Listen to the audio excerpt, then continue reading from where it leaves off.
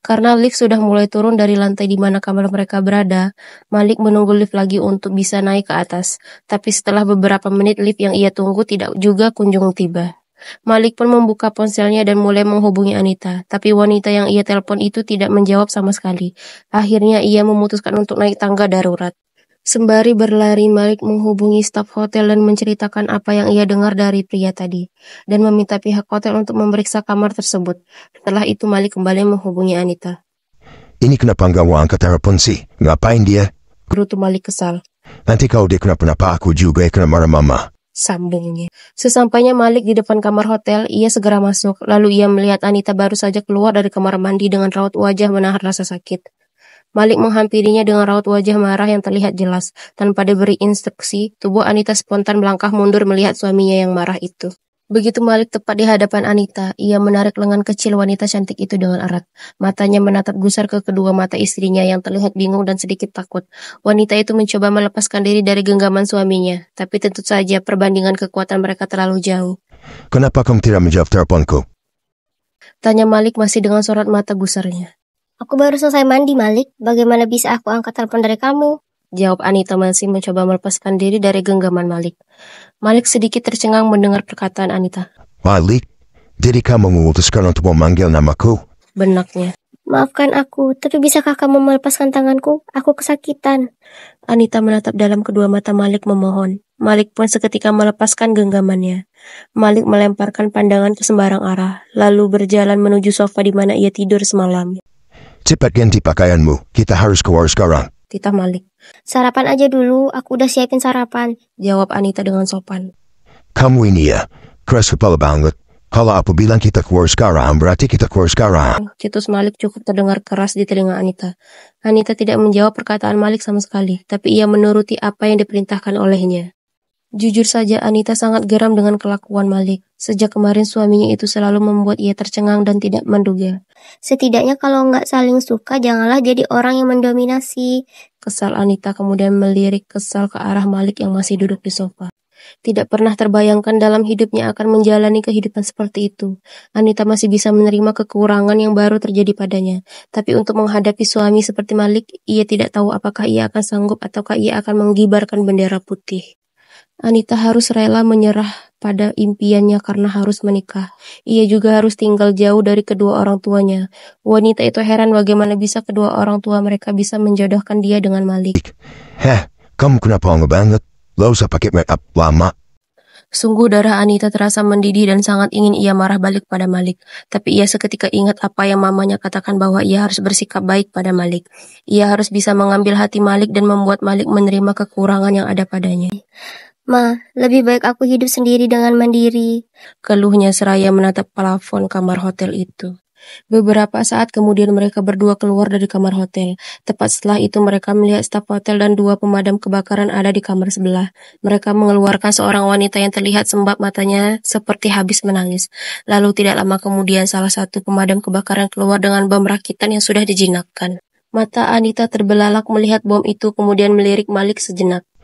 Apa yang kamu lihat? Ayo keluar dari hotel. Tidak ada bom lainnya yang bisa membahayakan keselamatan. Ujar Malik. Malik berjalan cepat lebih dulu menuju lift, sedangkan wanita yang kini menjadi istrinya itu belum bisa berjalan dengan cepat. Malik menoleh ke belakang karena ia tidak bisa merasakan kehadiran Anita di belakangnya. Oh sial. Gerutunya melihat Anita berada cukup jauh darinya. Sesaat setelah mereka masuk lift, ada pemberitahuan dari hotel agar seluruh tamu hotel itu keluar. Karena ada situasi darurat yang tidak terduga, Anita melirik ke arah Malik yang terlihat santai.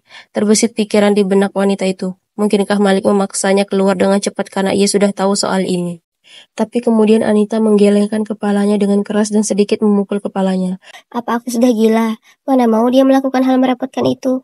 Ditambah lagi ia selalu terlihat tidak suka setiap kali melihatku. Ucapnya menyangkal pikiran sebelumnya. Kini mereka sudah sampai lobi hotel.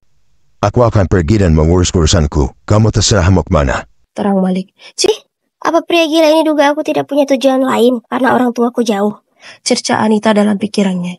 Dengar nggak? Tegas Malik memastikan bahwa Anita tidak akan mengikutinya. Anita menghela napas lalu menatap kedua mata Malik. Kamu tenang aja, aku banyak kenalan di sini baik pria maupun wanita.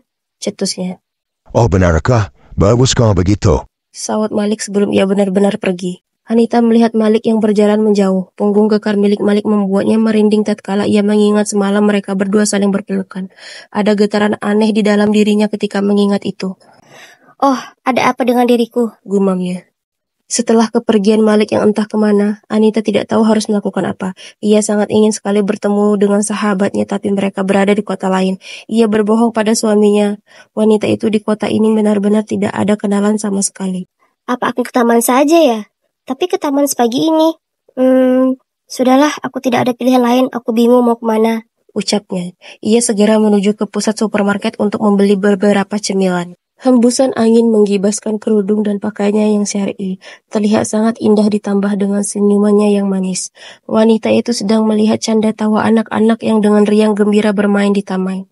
Sudah cukup lama bagi Anita bisa tersenyum bahagia seperti itu semenjak ia kecelakaan sampai ia menikah.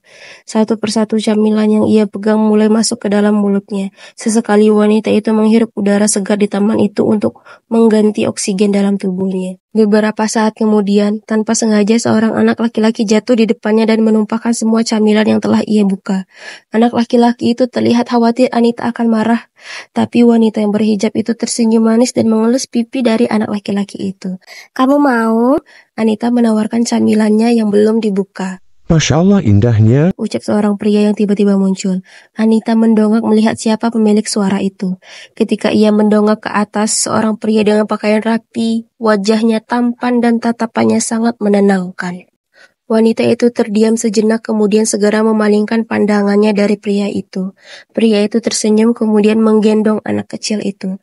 wahai uhti, maafkan keponakan saya, ia tidak sengaja. Ucapnya dengan lembut. Apa kamu baik-baik saja? Tanya pria itu lagi. Wanita itu sedikit tersenyum. Tidak apa-apa, aku baik-baik saja. Jawabnya. Lalu wanita itu memberikan camilan yang tadi ia tawarkan kepada anak kecil itu. Ini untukmu, lain kali hati-hati ya. Ucapnya. Pria itu tersenyum lalu mengambil camilan itu. Sedangkan anak laki-laki tadi terlihat malu-malu. Namaku Yuda Pratama. Pria itu tiba-tiba memperkenalkan dirinya tanpa Anita bertanya. Siapa namamu? Sambungnya. Anita, Jawabnya singkat seraya sedikit menunduk. Oh, jadi dia temanmu itu. Cetus Malik yang tiba-tiba muncul entah dari mana. Anita terkejut dengan sedikit terperanjat dengan mata terbelalak. Bersambung